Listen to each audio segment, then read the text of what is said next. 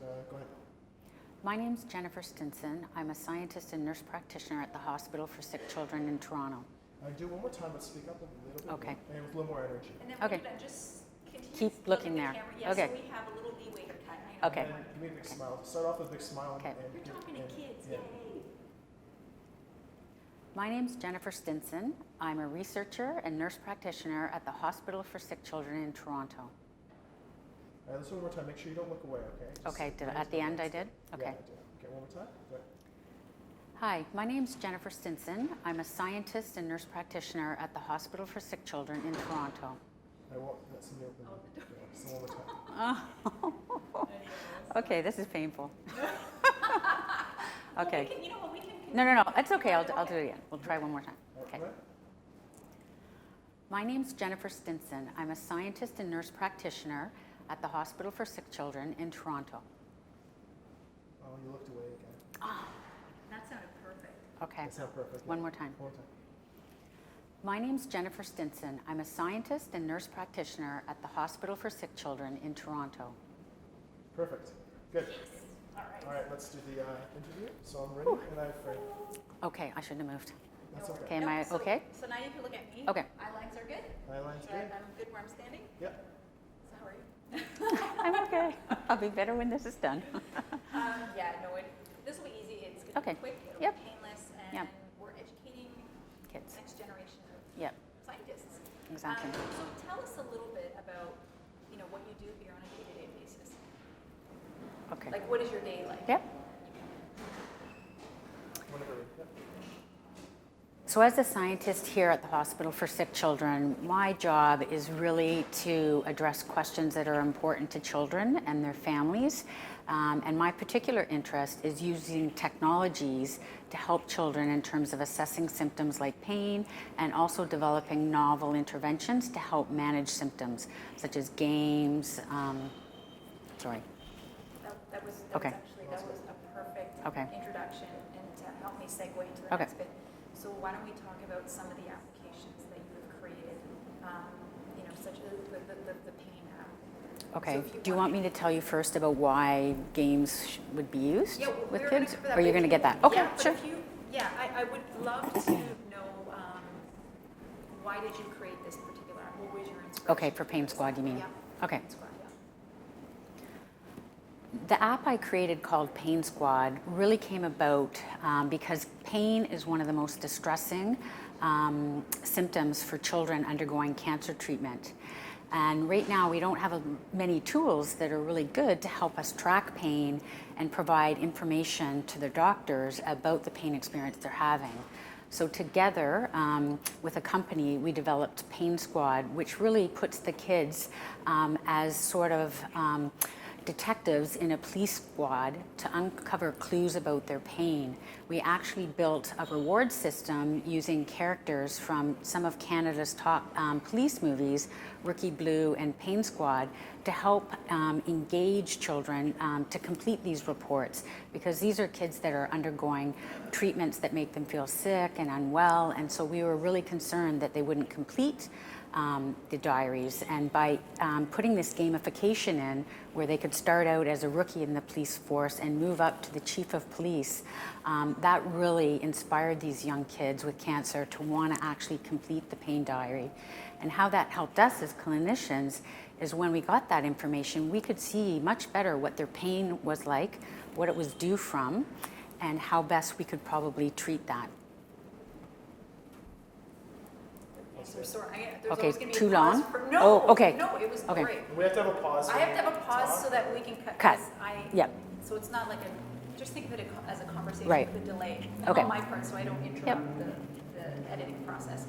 I love that you mentioned gamification. Okay. Because it's an interesting sort of catch-all phrase, but it has, game methodology theories, has obviously transferred over into many different industries.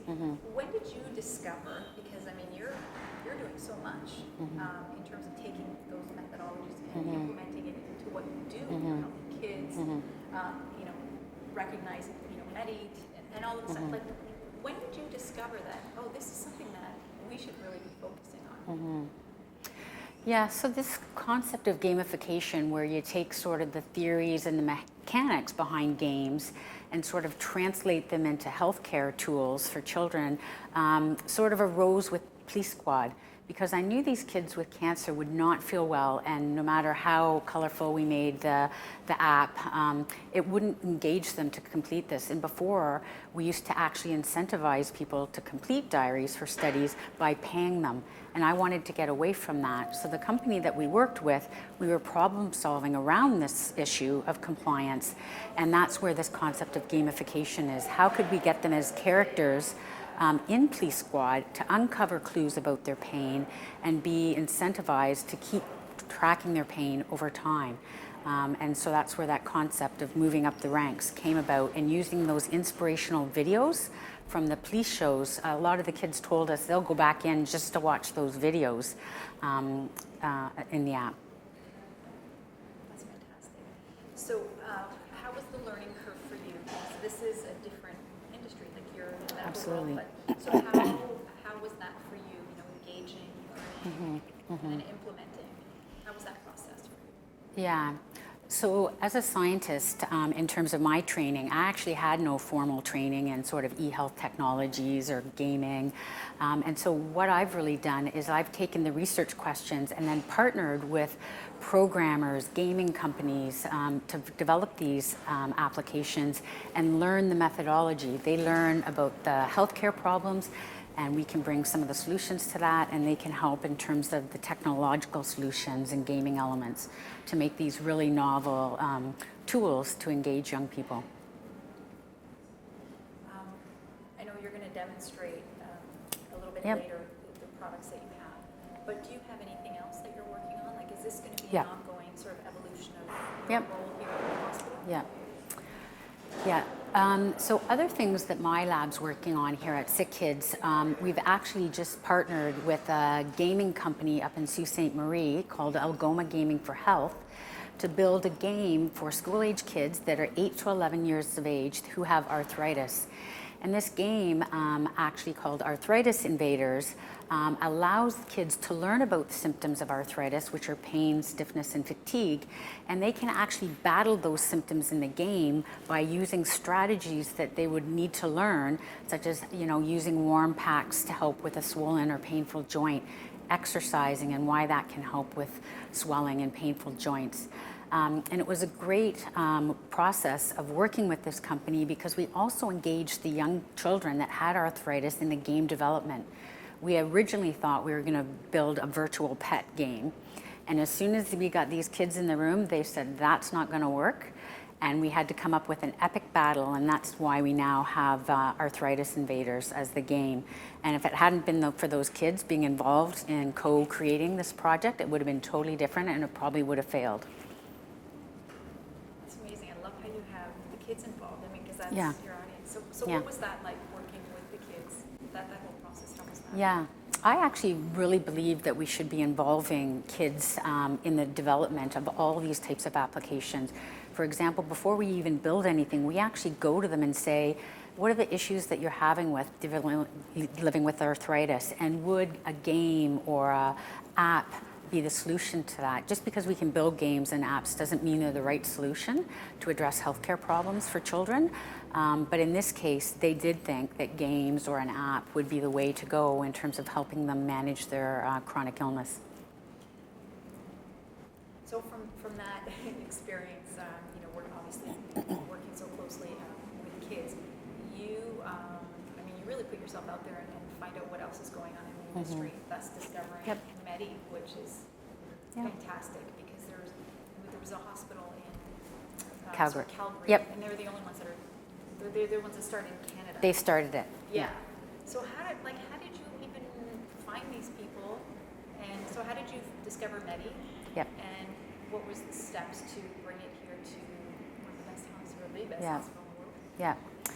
So Medi actually is a robot that's about 3 feet tall, that's actually been used in Calgary initially to help children during painful vaccinations, to help distract them or teach them That's okay. I'll start again. So Medi actually is a robot that's about 3 feet tall that was originally brought into the Calgary Children's Hospital and used in a study to examine whether this robot could help distract children during immunizations that they would routinely get. And that study found that that robot helped to decrease their pain and decrease their stress about having a needle. So I thought, wouldn't that be great to bring that sort of technology to sick kids, where we're one of the largest hospitals, we're the largest hospital in Canada, and kids are undergoing painful procedures in the emergency department, in the burn unit, and my particular area is cancer. So we actually have the robot now in the hospital, and we're conducting a study to try and see if this robot can decrease pain and anxiety in children who are having painful procedures related to cancer treatments. I know. That's incredible. And how long has the study been going on for? We're just starting. You just started. Yeah. Okay. Can you talk a little bit about? I know it's still early stages, but just sort of any kind of reaction you've been getting from the kids, or do you not want to talk about them? I can. Okay. So we're just starting that study in the hospital, but it was interesting. We brought Medi over to check out the room and figure out where we'd position them, and he already drew a crowd of interest from the kids on the oncology unit. So what are some of the things that Medi can do to ease the stress and Yep. the pain? Like what are some of the, like I know he whistles and things like that. Yep. What are some of the things that Yeah. So Medi actually does interactions with the children that are based on evidence from the research that we know actually in fact reduce pain, such as helping kids learn breathing techniques during painful procedures, helping them to distract them. So Medi can actually dance, he can walk with the kids, he can interact with them and talk to them. So it's really helpful so that the kids are totally focused on Medi and don't even notice that these procedures are going on. Okay, I'm just going to look at some of the questions that were Okay. sort of like Cineplex. I may have covered this. Did you want me to mention, we've done like, before we develop apps and stuff like that, we do a scoping review, and there's a huge issue about programmers developing these outside of not involving healthcare professionals, and that's why we have to really partner together. Yeah. So I can do something like that if you want. Yep, that's great. So we talked about how gaming is used as a therapy. What brought you to the insight? Yeah, we talked about that. Did you want me to talk about We the pros and talked cons about- of games? Sure. Yes, yeah, definitely, most definitely. We talked. Are you happy we talked about it? If gaming video games affect children. Oh, and I think you talked about phases of how do I develop them and test them, but We kind of covered that. I kind of So covered you that. also covered how game therapy is used for children, so distraction. And, Yep. Yeah, but then how does gaming video games affect children's development and talk to games in education? Yeah, she covered it all. Yes, you can. That's right. Yes. Do you just want me to do the pros and cons of games? Yeah. All right, 1 second. All right, great. Go ahead. Tell me the pros. So obviously with games, there are some pros and there are also some cons. So in terms of the pros, games have been shown to actually help with cognitive and motor development in children. So for example, children are very dexterous in terms of their motor functions when playing games, and they also can learn a lot about computers and computer literacy. In terms of the downsides, there are two probably main ones. The first one is that while kids spend a lot of time gaming, they're not involved in physical activities. And so gaming, prolonged gaming, has been linked to things like increases in childhood obesity. And then the second one is there is research that shows that video games that are of a violent content can result or are linked to more aggressive behavior in the teenage years. So can you repeat the positive one? There's somebody closed the door, so. Okay. Yeah. Just the opening part, the positive aspects. Of the positive. So in terms of the positive aspects of games, obviously they can help with cognitive development and motor development. So in terms of hand dexterity in children playing games, and also computer literacy, so being very comfortable with games and the game mechanics. Yeah, that's good. Yeah, that's great. That's And, good. the bit that you mentioned about working cohesively with programmers. Right. So before we actually venture into developing a game or an app, the first thing we do is actually do a scoping review of what's already out there, because there's no point developing something if it's already been created and it's working.